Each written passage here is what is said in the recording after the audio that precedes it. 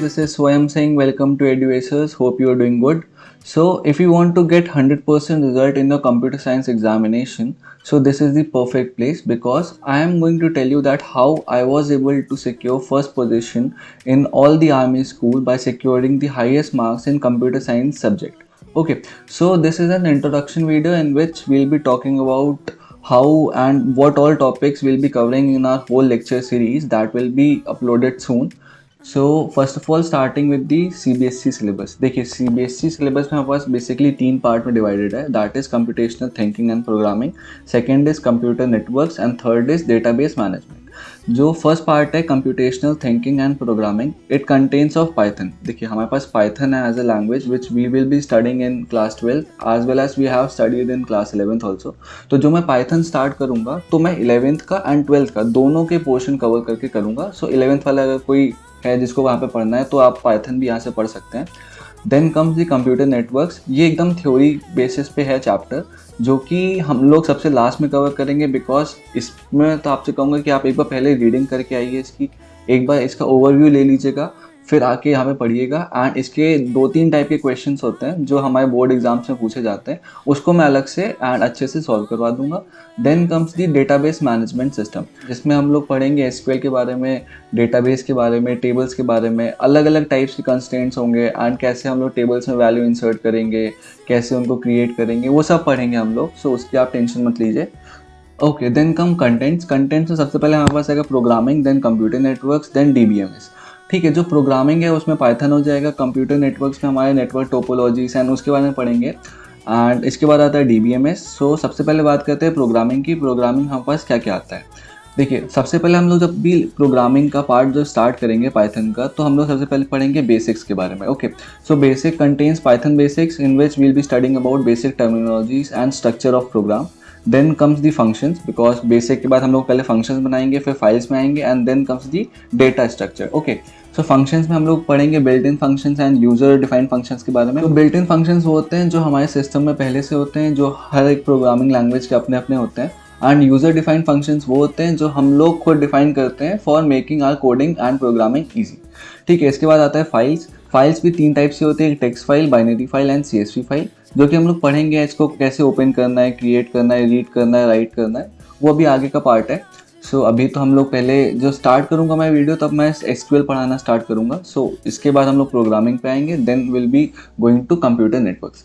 इसके बाद आता है DSA. DSA में हमारा यूज़ होता है data structure, stack and stack using list. ठीक है, स्टैक एक पार्ट होता है जो लीफो को फॉर्मेट फॉलो करता है. आगे पढ़ेंगे हम लोग, लास्ट इन फर्स्ट आउट होता है वो. एंड क्यूज़ हमारे सिलेबस में अब नहीं है इस बार, सो अच्छा है आप लोगों के लिए. Okay, so now coming on to the computer networks. देखिए कंप्यूटर नेटवर्क्स में क्या होगा, हमारे पास सबसे पहले 3 पार्ट में डिवाइडेड है. First one is evolution, second is terminologies, third is networking. तो जो एवोल्यूशन वाला पार्ट होगा वो ये बताएगा कि कैसे हमारा कंप्यूटर नेटवर्क इवॉल्व हुआ, कहाँ से आया, फिर कैसे बना. ओके, इसके बाद आता है हमारा टर्मिनोलॉजीज. जो भी इस नेटवर्किंग सिस्टम की जितनी भी टर्मिनोलॉजीज होंगी, जो भी होगा, केबल्स के बारे में होगा, टोपोलॉजीज़ के बारे में होगा, हम लोग वो सब पढ़ेंगे. नेटवर्किंग में भी बेसिकली टोपोलॉजी वाला पार्ट आता है. सो इसमें डिवाइसेस हो जाता है, मॉडम्स हो जाता है, हब हो जाता है, स्विच हो जाता है. तो वो जितने भी डिवाइसेस यूज़ होते हैं to form a computer network, तो हम लोग नेटवर्किंग में वो सब पढ़ेंगे. एंड इसके बाद प्रोटोकॉल्स आता है जो सेट ऑफ रूल्स होते हैं जो कि फॉलो करते हैं वाइल एस्टैब्लिशिंग अ कंप्यूटर नेटवर्क. ठीक है, तो इसके बाद हम लोग बात करेंगे DBMS की. DBMS stand for database management system, जिसको हम लोग ने बेसिकली 4 पार्ट में डिवाइड कर रखा है. First one is database concept, जिसमें हम लोग बताएंगे कि जो भी डेटाबेस होता क्या है, कैसे बनाते हैं, उसके यूज़ क्या है, what are its functions. Then second comes the relational data model. Relational data model में हमारे पास होगा टेबल्स. ठीक है, इसमें हम टेबल्स कैसे क्रिएट करेंगे and how will be manipulating data into the table and कौन कौन से फंक्शंस यूज़ करेंगे, क्या करेंगे. तो that will come under the part of relational data model. इसके बाद हम लोग करेंगे SQL. SQL में क्या होगा, स्ट्रक्चर्ड क्वेरी लैंग्वेज होता है इसका फुल फॉर्म. एंड ध्यान दीजिएगा, बहुत बच्चे इसको स्ट्रक्चर लिख देते हैं, जब एग्जाम में पूछते हैं तो आखिरी में D नहीं लगाते हैं. ठीक है, तो it is structured query language. Okay, तो इसमें हम लोग पढ़ेंगे टेबल बनाना, क्रिएट करना, उसको नेम करना, उसमें वैल्यू इंसर्ट करना. तो ये सारा पार्ट आ जाता है SQL का. Then comes the Python with SQL. तो देखिए हमारा क्या होता है, सबसे पहले हम लोग ने पढ़ा SQL पढ़ा, फिर पढ़ा पाइथन. ठीक है। तो पाइथन हमारा बेसिकली होता है फ्रंट एंड डेवलपमेंट का पार्ट होता है। फ्रंट एंड मतलब ये होता है कि बस थोड़ा ध्यान से समझ लीजिए होता क्या है। फ्रंट एंड में ये होता है जैसे कि आपने कोई भी वेबसाइट खोली तो आपको जितना भी इंटरफेस दिख रहा है, ठीक है, तो वो आ जाएगा फ्रंट एंड डेवलपमेंट में, वो होगा बिकॉज ऑफ पाइथन। हम लोग पाइथन में ऐसी कोडिंग करी जिसकी वजह से हमको अलग से इंटरफेस दिख रहा है। फिर आता है जो हमारा एसक्यूएल वाला पार्ट है, जो भी हमारा डेटाबेस वाला पार्ट है। तो जितनी भी वैल्यू स्टोर होती है, जैसे मान लीजिए आपने किसी फ़ोन की डायरेक्टरी खोली, तो आपने सेलेक्ट किया नेम, तो उसमें सारे नेम्स आ जाते हैं, ठीक है, इन इनका है हमारे पास वैल्यू स्टोर्ड है। तो ये जितनी भी वैल्यूज आती है वो आती है डेटाबेस से। So SQL database system is a back end development part, ठीक है। तो ये हमारा बैक एंड में रह के हमको सारी वैल्यूज एंड डेटा प्रोवाइड करता है। सो इसके बाद कुछ पॉइंट्स हैं जो हम लोगों को ध्यान देने हैं। तो मैं आपको ये बता रहा कि अभी आपका देखिए बोर्ड्स है, तो मैं आपको ये नहीं कह सकता कि आप इतना पोर्शन छोड़िए, इतना करिए। मैं आपको पढ़ाते पढ़ाते ये बता दूंगा कि ये इंपॉर्टेंट है, इसके आने के चांसेस ज़्यादा हैं, ये ज़्यादा मार्क्स में पूछा जा सकता है। बट मैं आपको ये सजेस्ट नहीं करूँगा कि आप कोई भी पोर्शन छोड़ के जाएं, बिकॉज बोर्ड्स में हमको पता नहीं है भाई कहाँ से क्या आ जाता है। अगर आपको 100% मार्क्स चाहिए तो आपको पूरा सिलेबस कवर करना ही होगा। एंड पूरा तो ऐसा नहीं है कि बहुत ज़्यादा है, आप लोग को इसलिए खुश होना चाहिए कि आपका सिलेबस बहुत रिड्यूस हो गया। जो हमारे टाइम पे था, उस टाइम पे सिलेबस की लेंथ बहुत ज़्यादा थी, तो उसको कवर करने में टाइम भी लगता था। सो अभी आप ये अपना बेनिफिट मान लीजिए कि आपको सिलेबस करने में इतना टाइम नहीं लगना चाहिए, ठीक है। तो देखिए आपको करना क्या होगा, हम लोग बोर्ड्स की तैयारी कर रहे हैं, तो बोर्ड्स में हमको जब रिवाइज करने जाते हैं तो हमारे पास प्रॉपर नोट्स नहीं होते। तो आपको सबसे पहला काम, जो सबसे मैंडेटरी थिंग है, वो ये है कि आपको अच्छे से अच्छे नोट्स बनाने हैं, ताकि जब भी आपका एग्ज़ाम्स है या आप जब भी फ्री हो, आपका मन करे कंप्यूटर पढ़ने का, तो आप उसमें एक हल्की सी रीडिंग कर लें, एक बार उसको देख लेंगे तो आपको पूरा सब कुछ मेमोराइज हो जाएगा, वापस रिवाइज हो जाएगा, ठीक है। तो the first thing that you have to do is making proper notes with appropriate amount of PYQs, ठीक है। इसके बाद आता है हमारा read and memorise the theory chapters by heart. जो भी आपका थ्योरी चैप्टर है, बेसिकली देखिए है क्या, जो हमारे डेटाबेस का पार्ट है उसमें भी थोड़ी थ्योरी आती है, जिसमें डेटाबेस क्या है, कंस्ट्रेंट्स क्या है, कौन कौन से होते हैं, कीज़ क्या होती हैं, तो ये आ जाता है डेटाबेस के पार्ट में। जो कंप्यूटर नेटवर्क है वो 90 to 95% पूरा थ्योरी है, ठीक है। जो उसके कुछ क्वेश्चंस है वो भी हम लोग आके देख लेंगे।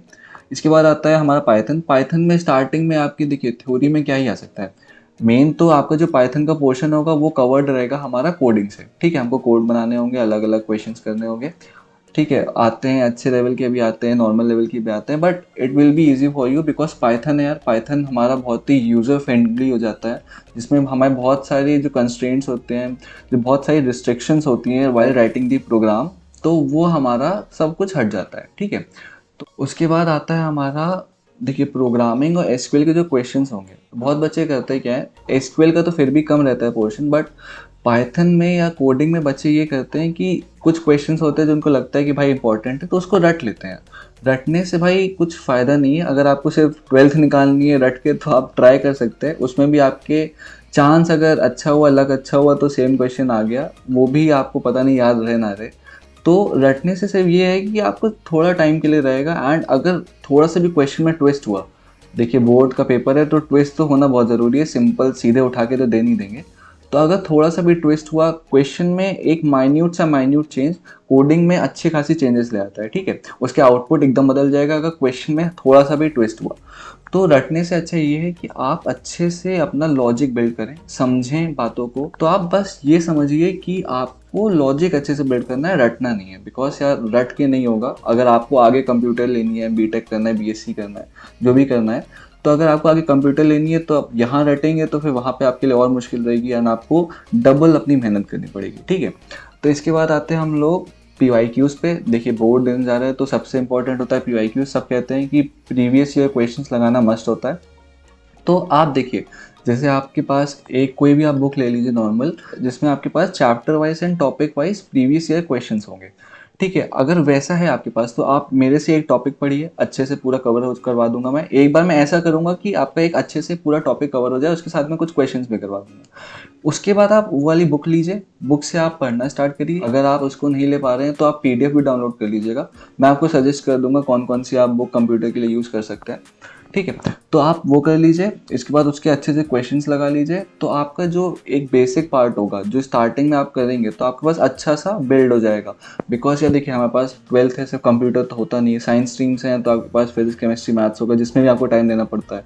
ठीक है, तो अगर अभी से आप करते रहेंगे तो एट दी एंड जब एग्ज़ाम आने वाला होगा तो आपके पास बहुत ज़्यादा बर्डन नहीं होगा। ठीक है, क्योंकि फिर भाई दिन रात लगे रहते हैं बच्चे कि भाई कैसे होगा कैसे होगा कैसे होगा। मेरे साथ भी हुआ था, जब स्टार्टिंग में नहीं करा था तो ऐसे ही होता था एग्ज़ाम टाइम पे।